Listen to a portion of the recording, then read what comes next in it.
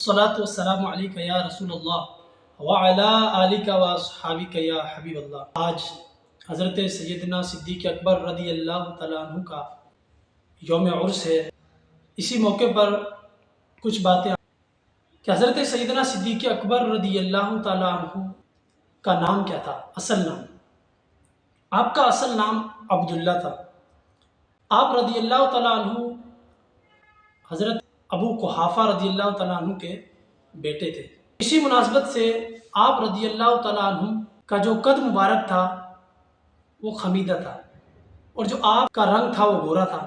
آپ کی رخسار رستے تھے اور آپ کی پیشانی ابری ہوئی تھی۔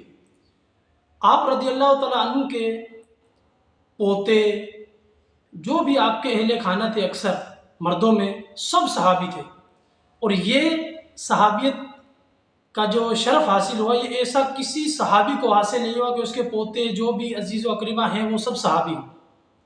یہ صرف سیدنا صدیق اکبر رضی اللہ تعالیٰ عنہ کا ہی خاصہ ہے۔ کچھ لوگ کہتے ہیں کہ آپ کو یار غار کیوں کہتے ہیں؟